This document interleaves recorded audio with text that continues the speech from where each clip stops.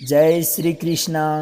नमस्कार दोस्तों, मैं आपका मित्र सांवर चौधरी आप सभी मित्रों का आपके अपने YouTube चैनल सांवरिया ऑफिशियल पर एक बार फिर से हार्दिक स्वागत करता हूँ।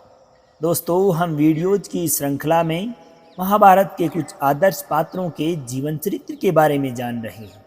दोस्तों, जिस प्रकार अधूरा ज्ञान किसी काम का नहीं होता, उसी प्रकार इस वीडियो को आखिर तक जरूर देखें ताकि इससे मिलने वाली सीख और शिक्षाओं को आप अपने जीवन में उतार सकें। अगर वीडियो आपको पसंद आए तो अपने सगे संबंधियों, दोस्तों तथा माताओं बहनों के साथ में भी ज़रूर शेयर करें।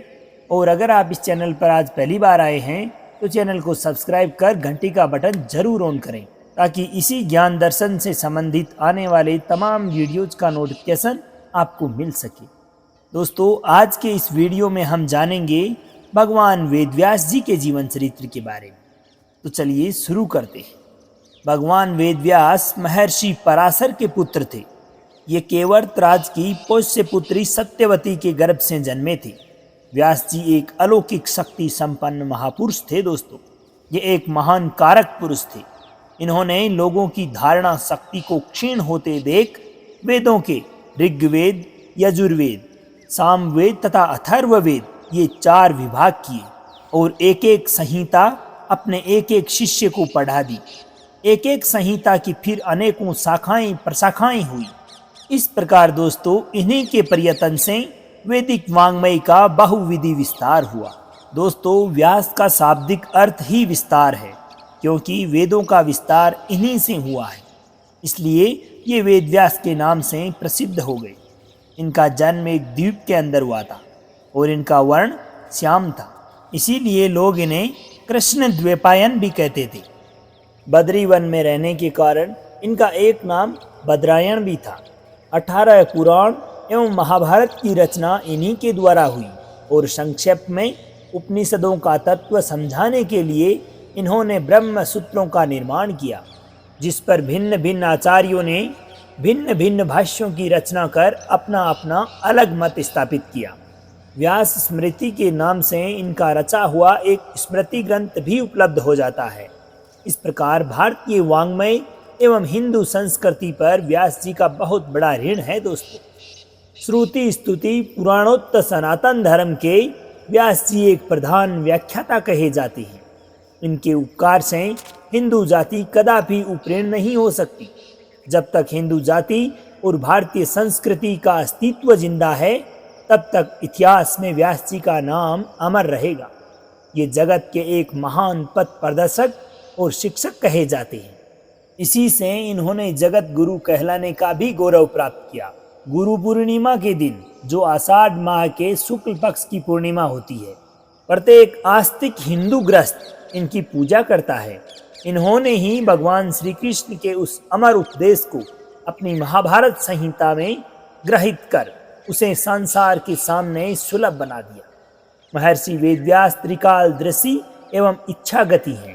वे प्रत्येक के मन की बात को तुरंत जान लेते हैं और अपने मन में इच्छा करते ही जहाँ जाना चाहे वहीं पहुँच जाते हैं। ये जन्म से ही अपनी माता की आज्ञा लेकर वन में तपस्या हेतु चले गए। जाते समय ये माता से कह गए कि जब कभी तुम्हें मेरी आवश्यकता जान पड़े तो मुझे याद कर लेना, मैं उसी समय तुम्हारे पास चला आऊँगा।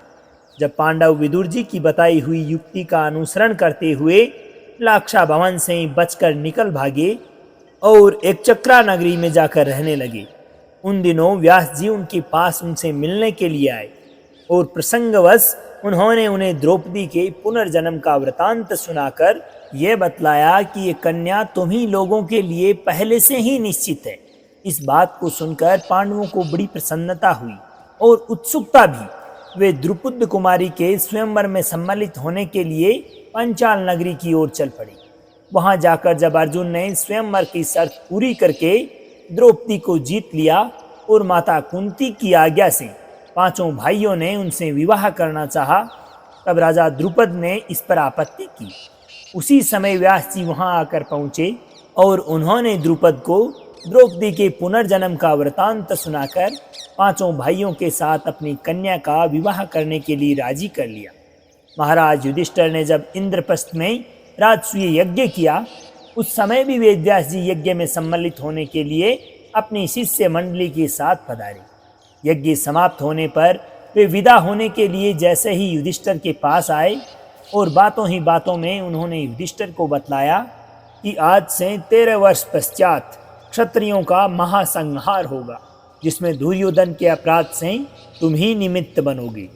अब पांडवों का सर्वस्व छीनकर उन्हें 12 वर्ष की लंबी अवधि के लिए वन भेज दिया गया और दुर्योधन को संतोष प्राप्त हुआ। वह पांडवों को वन में ही मार डालने की नीतियां सोचने लगा। अपने मामा शकुनी, कर्ण तथा दुशासन से सलाह लेकर उसने चुपचाप पांडवों पर आक्रमण करने का निश्चय किया और सभी लोग अस्त्र शस्त्रों से सुसज्जित होकर रथों पर सवार होकर वन की ओर गमन कर गए। अब व्यास जी को उनकी दिव्य दृष्टि से उनकी इस दुर्भी संधि का पता चल गया। वे तुरंत उनके पास आए और उसे इस घोर दुष्कर्म से निवृत्त किया। इसके बाद उन्होंने धृतराष्ट्र के पास जाकर उन्हें समझाया कि तुमने जुए में हराकर पांडवों को वन में भेज दिया, यह अच्छा नहीं किया, इसका परिणाम अच्छा नहीं होगा। तुम यदि अपना और अपने पुत्रों का हित चाहते हो तो अब भी समझ जाओ। भला ये कैसी बात है कि दुरात्मा दुर्योधन राज्य के लोभ से पांडवों को मार डालना चाहता है। मैं कह देता हूँ कि अपने इस लाडले बेटे को इस काम से रोको, वह चुपचाप घर बैठा रहे। यदि उसने पांडवों को मार डालने की चेष्टा की तो वह स्वयं अपने प्राणों से हाथ धो बैठेगा। राजन, यदि तुम अपने पुत्र की द्वेष बुद्धि मिटाने की चेष्टा नहीं करोगे तो बड़ा अनर्थ होगा। मेरी सम्मति तो यही है कि दुर्योधन अकेला ही वन जाकर पांडवों के पास रहे। संभव है पांडवों के सत्संग से उसका द्वेष भाव दूर होकर कहीं प्रेम भाव ही जागृत हो जाए, परंतु ये बात बहुत कठिन है, क्योंकि जन्मगत स्वभाव का बदल जाना सहज नहीं है, बहुत कठिन है। यदि तुम कुरुवंशियों की रक्षा और उनका जीवन चाहते हो तो अपने पुत्रों से कहो कि वे पांडवों के साथ मेल कर लें। व्यास जी ने धृतराष्ट्र से ये भी कहा कि थोड़ी ही देर में महर्षि मैत्रेय जी यहाँ आने वाले हैं। वे भी तुम्हें तुम्हारे पुत्रों को पांडवों से मेल कर लेने का उपदेश देंगे। वे जैसा कहें बिना सोचे विचारे तुम लोगों को वैसा ही करना चाहिए। यदि उनकी बात नहीं मानोगे तो वे क्रोधवश श्राप दे देंगे, परंतु दुष्ट दुर्योधन ने उनकी बात नहीं मानी और फलता है उसे महर्षि मैत्रेय का कोप भाजन बनना पड़ा। व्यास जी त्रिकालदर्शी तो थे ही, उनका सामर्थ्य भी अद्भुत था। जब पांडव लोग वन में रहते थे उस समय उन्होंने एक दिन उनके पास जाकर युधिष्ठिर के द्वारा अर्जुन के प्रति स्मृति विद्या का उपदेश दिया, जिससे उनमें देवदर्शन की योग्यता आ गई। इतना ही नहीं, इन्होंने संजय को दिव्य दृष्टि दे दी, जिसके प्रभाव से उन्हें युद्ध की सारी बातों का ज्ञान स्वतः ही होने लगा, बल्कि उनमें भगवान के विश्व रूप एवं दिव्य चतुर्भुज रूप के देव दुर्लभ दर्शन की योग्यता भी आ गई और वे साक्षात भगवान श्री कृष्ण के मुखारविंद से श्रीमद् भगवत गीता जी के दिव्य उपदेश का भी श्रवण कर सके, जिसे अर्जुन के सिवा और कोई भी नहीं सुन पाया था। जिस दिव्य दृष्टि के प्रभाव से संजय में इतनी बड़ी योग्यता आ गई, उस दिव्य दृष्टि के प्रदान करने वाले महर्षि वेदव्यास में कितना सामर्थ्य होगा, हम लोग इसका ठीक ठीक अनुमान भी नहीं लगा सकते। दोस्तों, वे साक्षात भगवान नारायण की कला ही जो ठहरे।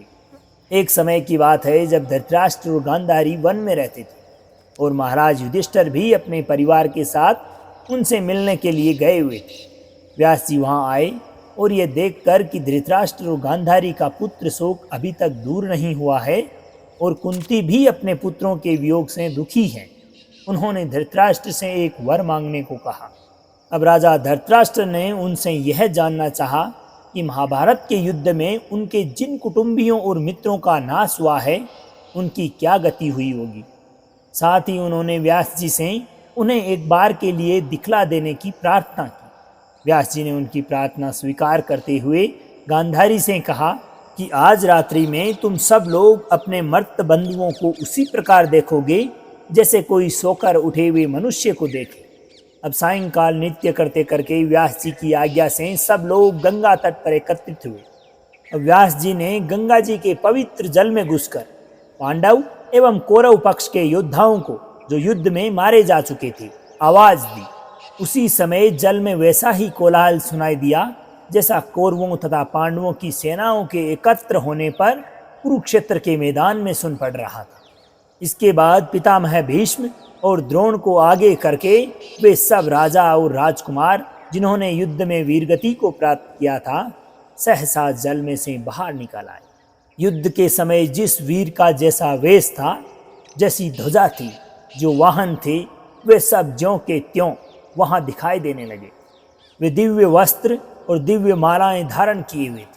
सबने चमकते हुए कुंडल पहन रखे थे और सबके शरीर दिव्य प्रभाव से चमचमा रहे थे। सबके सब निर्भय, निर्भिमान, क्रोध रहित और बिल्कुल शून्य प्रतीत हो रहे थे। गंधर्व उनका यश गा रहे थे और वंदी जन स्तुति कर रहे थे। उस समय व्यास जी ने धृतराष्ट्र को दिव्य नेत्र दे दिए, जिनसे वे उन सारे योद्धाओं को अच्छी तरह देख सके। ये दृश्य अद्भुत, अचिंत्य और रोमांचकारी था दोस्तों। सभी लोगों ने निर्निमेष नेत्रों से उस दृश्य को देखा। इसके बाद वे सब लोग जिस प्रकार आए थे उसी प्रकार भागीरथी के जल में पुनः प्रवेश करके अपने अपने लोक में गमन कर गए। उस समय वेदव्यास जी ने जिन स्त्रियों के पति वीरगति को प्राप्त हो गए थे उनको संबोधन करके कहा कि आप में से जो कोई अपने पति के लोक में जाना चाहती हो उसे गंगा जी के जल में गोता लगाना चाहिए। अब उनके द्वारा कहे गए इस वचन को सुनकर बहुत सी स्त्रियां जल में घुस गई और मनुष्य देह को छोड़कर अपने अपने पति के लोक में गमन कर गई। उनके पति जिस प्रकार के दिव्य वस्त्र आभूषणों से सुसज्जित होकर आए थे उसी प्रकार के दिव्य वस्त्र आभूषणों को धारण कर तथा विमानों में बैठकर वे अपने अपने अभीष्ट स्थानों में पहुंच गए। इधर राजा जन्मेजय ने वैशंपायन जी के मुख से जब यह अद्भुत वृतांत सुना तो उनके मन में बड़ा कौतूहल हुआ और उन्होंने भी अपने स्वर्गवासी पिता महात्मा परीक्षित के दर्शन करने चाहे। व्यास जी वहाँ मौजूद ही थे। उन्होंने राजा की इच्छा पूर्ण करने के लिए उसी समय राजा परीक्षित को वहाँ बुला दिया। जन्मेजय ने यज्ञांता स्नान के अवसर पर अपने साथ अपने पिता को भी स्नान कराया और इसके बाद परीक्षित वहाँ से चले गए। इस प्रकार महर्षि वेदव्यास जी ने अपने अलौकिक सामर्थ्य का प्रकाश दिया। महर्षि वेदव्यास वास्तव में एक अद्भुत शक्तिशाली महापुरुष थे दोस्तों। महाभारत के रचयिता उन्हीं महर्षि के पुनीत चरणों में मस्तक नवाकर मैं आपका मित्र सांवर चौधरी आपकी इस महाभारत के आदर्श पात्रों के बारे में जानने वाली सीरीज को यहीं पे विराम देता हूँ। दोस्तों, उम्मीद है कि इस सीरीज में आपको बहुत कुछ सीखने को मिला होगा। ये वीडियोज आपको बहुत पसंद आए होंगे। मेरा आपसे अनुरोध है कि इन वीडियोज को अपने सगे संबंधियों, दोस्तों, माताओं, बहनों तथा अपने रिश्तेदारों के साथ में भी ज़रूर साझा करें ताकि हमारे धर्म से संबंधित मिलने वाली सीख और शिक्षाओं को सब लोग ग्रहण कर सकें और अधिक से अधिक प्रसार हो सके। तो दोस्तों, अब आज्ञा दीजिए आपके मित्र सांवर चौधरी को। मिलते हैं ऐसे ही किसी अन्य ज्ञानवर्धक वीडियो के साथ। जब तक के लिए खुश रहिए, मुस्कुराते रहिए, जीवन में आगे बढ़ते रहिए और प्रेम से बोलिए श्री राधे राधे।